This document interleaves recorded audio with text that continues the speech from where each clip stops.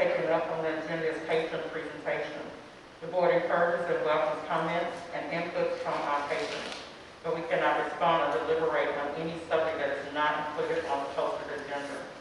Please limit your comments to 5 minutes, and please refrain from mentioning an employee's name or voicing a concern or complaint, as board policy provides alternative procedures through the grievance process and policies provided and policies, DF local and CCBA local, to seek resolutions to complaints. The superintendent's office, human resources, and administration in general can assist you in finding those procedures which are available. The first person who is signed up to speak tonight is Mr. Damon Barone, and he is speaking on agenda item number 8, which is tax collection report, and item number 9, consider approval of resolution to add authorized representatives to Lone Star. Those are items to assist. Greetings, Damon Barone, Alief ISD, parent, taxpayer, and alumnus. Per Superintendent Henry David Chambers' 2019-2020 Alief ISD employment contract, which was previously on the Alief ISD website, Mr. Chambers could receive a performance incentive that is directly tied to the district's priorities. Superintendent Chambers could be paid $5,000 for each incentive. Priority 1, Objective 2 states, by May of 2020, career and technology education will increase student enrollment and student participation by 5%. Priority 2, Objective 1 states 90% of the district's identified schools that are rated D or lower improvement required or rated the equivalent of the improvement required under the current state accountability system will improve by 3 points in 2 domains measured by the STAAR results. Priority 2, Objective 4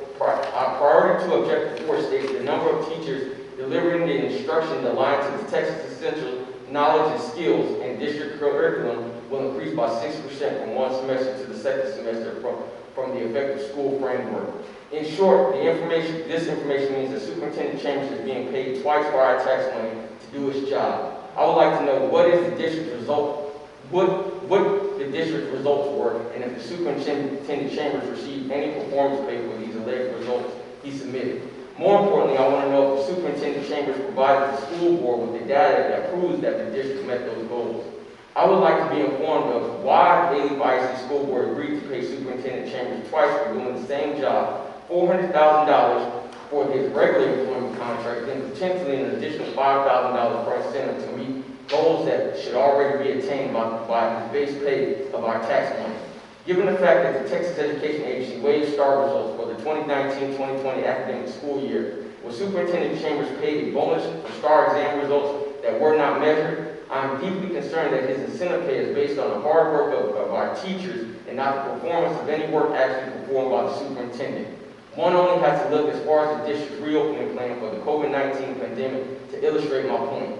Teachers are now being asked to work 2 different jobs simultaneously, one online and the other in person, but they are not receiving any additional pay for doing both, nor any minimum required personal protective equipment necessary for putting their lives and health at risk each day due to the pandemic being sufficiently provided to the school district staff.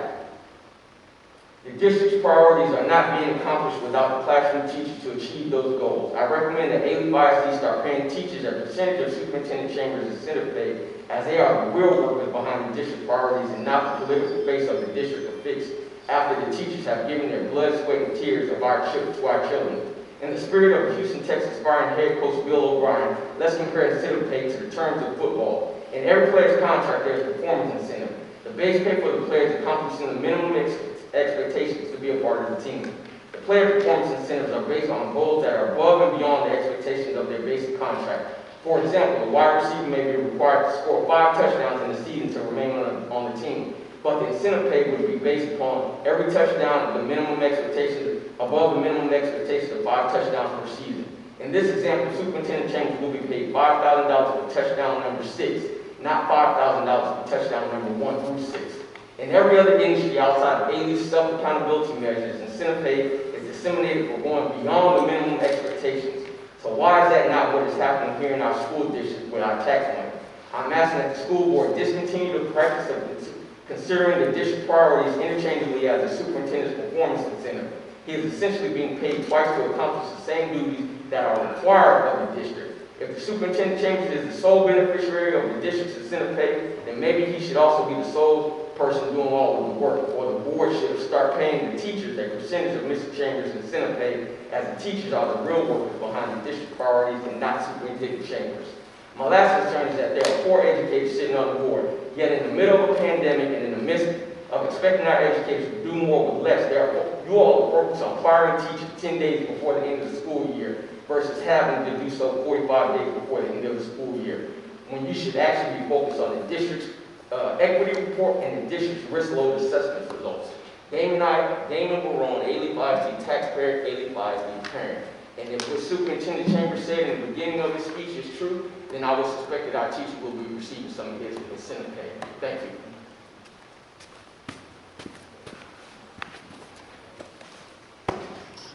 The next person that we will have to speak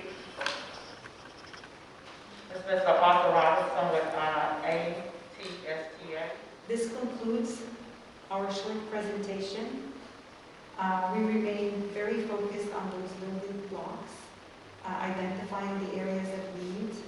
We are building on the successes that we've had, but certainly advancing and strengthening our systems and processes. And as required by the Texas Education Code, public participation related to targeted improvement plans must be allowed.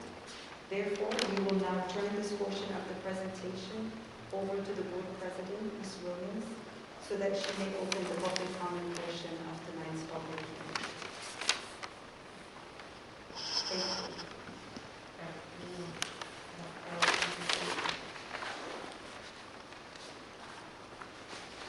At this time, as stated, this portion of the meeting is open for public comments regarding the targeted improvement plan. Is there one that will speak?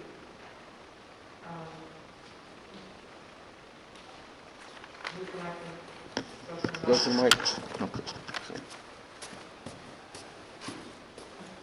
Greetings, Damon Barone, Alief ISD parent, taxpayer, and alumnus. Thank you for the opportunity to talk about this. I think the most important thing that I heard tonight from the presentation is that adult behavior affects student outcome. As parents sitting in the room, it hurt me to not have you all appear to see the tide of things together. You talked about enrollment, and if we brought one child back to the campus, it was worth it. But yet we may have possibly lost 1 or 2 children by the way that parent left out of this room earlier. We wouldn't have to go seeking children if adult behavior was different. She poured out her heart to this board, stating that she was reached out several times to you. Forgive me, Mr. Barone, for interrupting you. The public hearing portion is regarding the targeted improvement. Right, I'm talking about adult behavior. Y'all are adults. I'm talking about the behavior that was presented earlier and how we could have possibly lost a student or 2 because of your behavior and failure to empathize with them. Yet when Mr. Woodstead stood up here and got choked up, and all of a sudden we want to get emotional about a staff employee, but not a child that you're looking for funding. So if we're going to talk about adult behaviors, let's talk about all the adult behaviors and how all those things tie into education. I'm sorry, Mr. Barone. I'm going to ask again that you please keep your statement regarding the targeted improvement plan. We understand your reprimand of the board about adult behavior. I'm on the adult behavior part that was in the slide in the presentation still. So, do you have a question to ask? Yeah, I do have an additional question. According to the Senate bill, I could be my misunderstanding, but I thought we were supposed to, as parents, be advised or go through each campus improvement plan for each campus. Am I ill-advised? Am I ill-understanding that? Or is that a different meeting? You're asking to go through each campus improvement plan? Yeah, I was under the assumption that the Senate bill stated that each campus had to go through their own individual improvement plan. And they did right there in class. They did, so I missed that. Okay, thank you.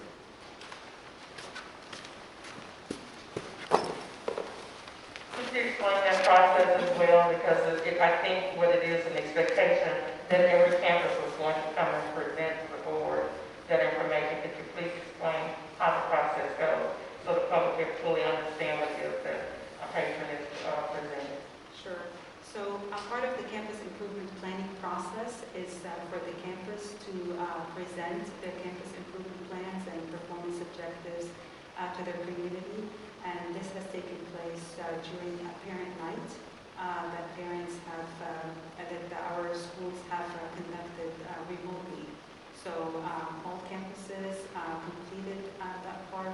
They had their presentations pre-recorded, and then they shared it with their community.